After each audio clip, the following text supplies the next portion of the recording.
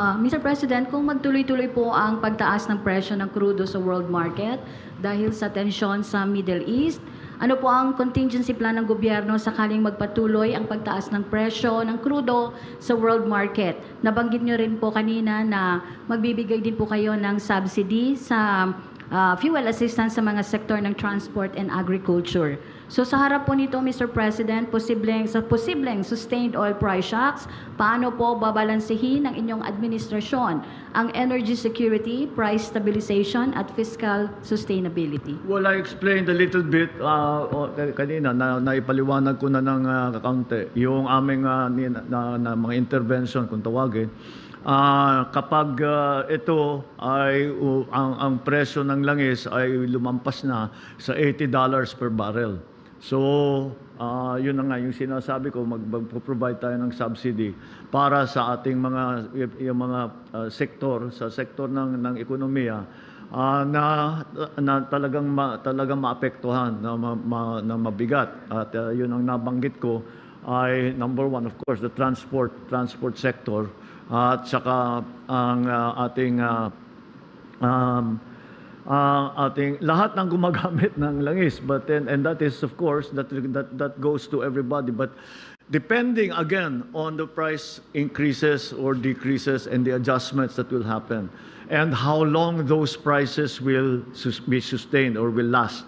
Depende yan. Kung matagal, kung masyadong matagal, iba yung gagawin natin. We are already looking into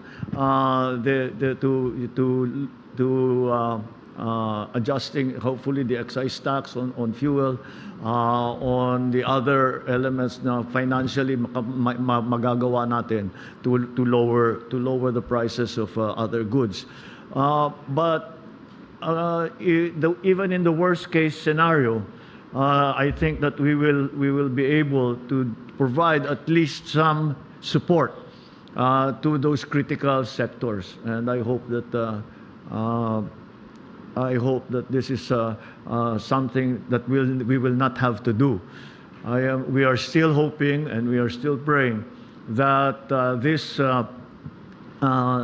doesn't last too long, and I hope and pray that our people will remain safe, and that we will be able to weather this very difficult storm that is become global in scope. Kaya't marami naman tayong hinahanda kung ang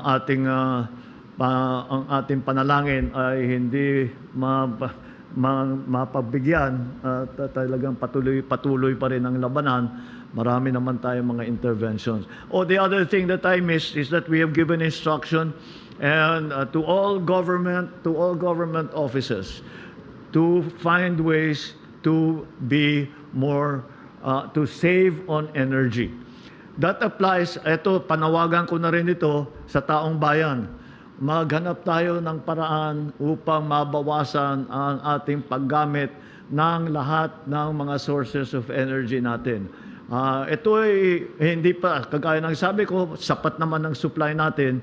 Ngunit ay baka sakali, ito ay kakailanganin natin gawin ito upang mabawasan nga ang pagbayad dahil tataas nga ang presyo.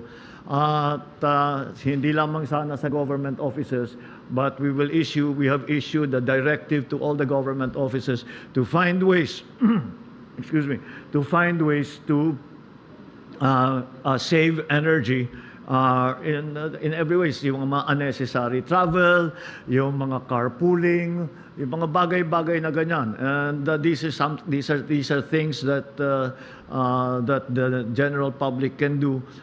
We encourage the use of public transport, private vehicles. Punuin naman ninyo yung sasakyan ninyo. Huwag yung isang tao lang ang gumagamit. All of these things can come together. We will give further guidance in terms of that. We will give further guidance. We will make public service announcements to make suggestions to people kung ano yung pwede pa nilang gawin para mabawasan ang kanilang paggamit ng energy. So that is the situation as we have it right now.